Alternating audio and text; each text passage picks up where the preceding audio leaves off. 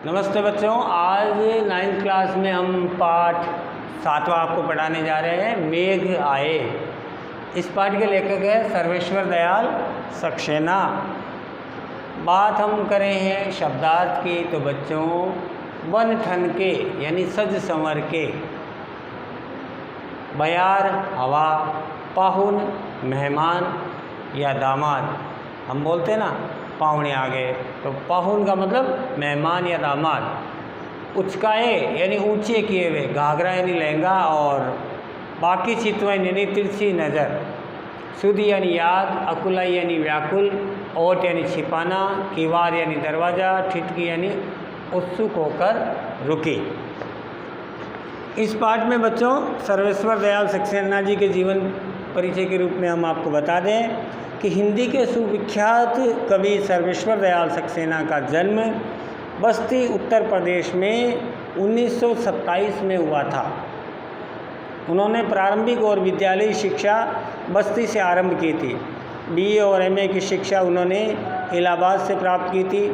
आजीविका के लिए उनको कठिन संघर्ष करना पड़ा था। उन्होंने पहले अध्यापन का कार्य किया, फिर वो दिनमान नामक पत्रिका के उप संपादक रहे थे। उन्होंने चर्चे और चरखे नाम से जो स्तंभ शुरू किया था वो सर्वाधिक लोकप्रिय रहा था। इसके बाद उन्होंने बच्चों की पत्रिका पराग में भी संपादन का कार्य किया था। सन 1983 में आपका देहांत हो गया। रचनाओं की हम बात करें बच्चों, तो सर्वेश्वर दयाल जी की प्रमुख रचनाओं में काठ की घंटियाँ, बांस का पुल, एक सूनी नाव, गर्म हवाएं, कुनाओ नदी, जंगल का दर्द, खूंटियों पर टंगे लोग आदि थे। कविता के अलावा सर्वेश्वर जी ने उपन्यास, नाटक और कहानियाँ भी लिखी थी। काव्यगत विशेषताओं की हम बात करें बच्चों, तो सक्सेना जी रोमानियत यानी रोमांटिक जो चीज़ें थे वो ज़्यादा लिखते थे। श्रृंगार पे उन्होंने ज़्यादा ध्यान दिया था। सौंदर्य, चाहे वो प्रकृति का हो या इंसान का हो, चाहे काव्य का हो, चाहे किसी का भी हो, सौंदर्य के साथ में प्रेम जुड़ा हुआ था। चाहे वो प्रकृति का प्रेम हो, चाहे सौंदर्य का प्रेम हो। सौंदर्य का मतलब होता है एक ऐसा अनचाहा आकर्षण। सौंदर्य एक ऐसी चीज़ होती है कि हम उसके प्रति आकर्षित हो जाते हैं, और आकर्षित होते ही हमारे अंदर प्रेम पनपता है। बच्चों, प्रकृति का सुंदर चित्रण सक्सेना जी ने किया है।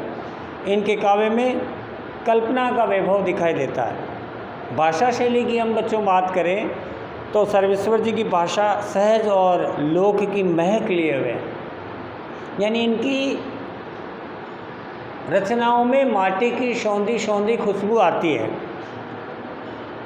चित्रात्मकता और स्पष्टता सक्सेना जी की भाषा काव्य की प्रमुख विशेषता है। वे एक एक शब्द को साध साध करके सेट करते थे, तराश तराश करके प्रयोग करते थे। उपमा, रूपक और मानवीकरण अलंकारों का इतना बेजोड़ संगम या उनकी इतनी गहरी जड़ें इनकी रचनाओं में देखने को मिलती है। मेघ आए, प्रकृति का इसमें बड़ा ही सौंदर्य चित्रण किया गया है। मेघों के सजने संवरने और मेहमान या दामाद बन कर के आने के समान दिखाया गया। अक्सर कहा जाता है ना कि हम अपने मेहमानों की उड़ीक रखते हैं, मेहमानों का इंतज़ार करते हैं। उसी प्रकार मेघ यानी बादलों का इंतज़ार करते हैं, और जब मेहमान आते हैं तो हम कितने खुश होते हैं, यानी घर में दामाद आता तो कितने खुश होते हैं। उसी प्रकार बादल आने पर खुश होते हैं, क्योंकि मेघ के आने से हवाएं मस्त चलती है। घरों के खिड़की दरवाजे सब उस दामाद की आने की खुशी में हिलडुल करके उनका स्वागत करते हैं, मानो शहर का कोई अतिथि आया हो। पेड़ उचक उचक करके, खंदे उचका करके और उस दामाद का स्वागत करते हैं। धूल भरी आंधी ऐसी भागी हुई बाला की तरह लगती है, जिस प्रकार कोई घाघरा पहने हुई बाला दौड़ रही है और चारों तरफ से मिट्टी उड़ाती हुई चली जा रही है। बाकी नदी उसे देखने के लिए मानो ठहर गई है। पीपल का बूढ़ा पेड़ भी मानो बादल से शिकायत करने लगा है कि बरसों बाद ये मेघ आए हैं। लताएं ओट में छिपने लगती है, तालाब प्रसन्न होकर लहराने लगते हैं, आकाश में बिजली चमकने लगती है, सहसा रिमझिम की बारिश की जो बूंदें हैं वो सबको आनंदित कर देती है। तो इसमें पहले पद में इन्होंने लिखा है, मेघ आए बड़े बंठन के संवर के, आगे आगे नाचती गाती बयार चली, दरवाजे खिड़कियां खुलने लगी गली गली, पाहुन जो आए हो गांव में शहर के, मेघ आए बड़े बंठन के बड़े संवर के। इस पद्यांश में बादलों के आने पर गांव में फैले उत्साह का वर्णन करते हुए लेखक कहते हैं कि वर्षा ऋतु में बादलों को देख करके ग्रामवासी अपने हृदय में अथाह प्रेम उत्साह जगा करके और उन्हें बरसने की प्रतीक्षा करते हैं। वर्षा ऋतु आ गई है, बादल छा गए हैं, हवा की मस्ती चलने लग गई है, लोगों को वर्षा का इंतज़ार है। सब ने अपने खिड़की दरवाजे खोल दिए और सब मेहमानों के बरसने की प्रतीक्षा में खड़े हैं। लोगों ने बादल रूपी शहरी मेहमान को सज धज कर देखने के लिए अपने खिड़की दरवाजे खोल दिए। चारों तरफ मेघ बंठन करके आए हैं और नाचती गाती हवा उनके साथ चल रही है, खिड़कियां दरवाजे सब खुले हुए हैं। उसके बाद में दूसरे पद में, पेड़ झुक झांकने लगे गर्दन उचकाए, आंधी चली धूल भागी घाघरा उठाए, बाकी चितवन उठा नदी ठिठकी घूंघट सर के, मेघ आए बंठन के संवर के। इसमें मेघ के आने के बाद में आंधी के भागने की और धूल उड़ाने की समाप्ति का वर्णन किया गया है। साथ में ही नदी का मेघ को देखने के लिए ठहर जाना ही उचित माना जाता है। वर्षा आने पर आंधी रुक जाती है और धूल भी समाप्त हो जाती है। वह आंधी और धूल वर्षा के आगमन से घबराकर भागती हुई स्त्री का सा प्रतीक बनती हुई दिखाई देती है। और पेड़ पौधे भी बादल के स्वागत के लिए झुक गए हैं। तीसरा पद है बच्चों, बूढ़े पीपल के आगे बढ़कर जुहार की, बरस बाद सुधी लीनी, बोली अकुलाई लता ओठ हो किवार की, हर्षाया ताल लाया पानी परात भर के, मेघ आए बड़े बंठन के संवर के। इसमें सक्सेना जी कहते हैं कि जब बादल आए तब बूढ़े पीपल के पेड़ ने भी हाथ जोड़ करके उनकी जोहारी की और बरसों बाद सुधि लेने के लिए धन्यवाद दिया। और लता अपने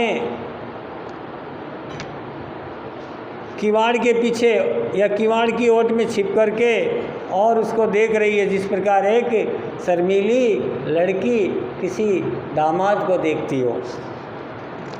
हर्षाया हुआ ताल पानी परात भर के, यानी हर्षाया हुआ तालाब जैसे परात भर के पानी लेकर के उनके पैर धोने के लिए आते हैं ना, उसी प्रकार मेघ आए बंठन के संवर के। तो बच्चों ये आज हम इतना ही पढ़ाएंगे। अगले पार्ट में यानी सेकंड पार्ट में हम इसी पार्ट का दूसरा पार्ट पढ़ाएंगे। और आज कुछ एक दो प्रश्न आपको दिए देते हैं जिसको आपको अपनी कॉपी में करना है। पहला, सर्वेश्वर दयाल सक्सेना का जन्म कब और कहाँ पर हुआ था? प्रश्न नंबर 2,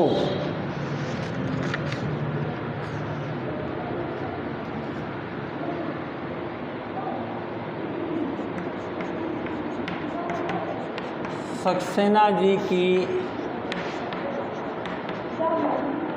काव्य की प्रमुख विशेषता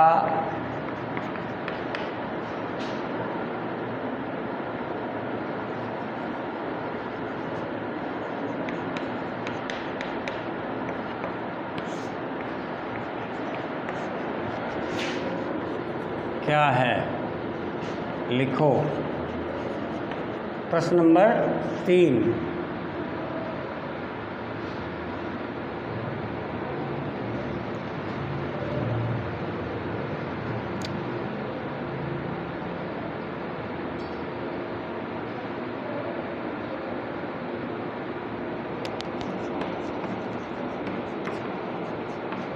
सक्सेना जी की कोई 5 रचनाओं के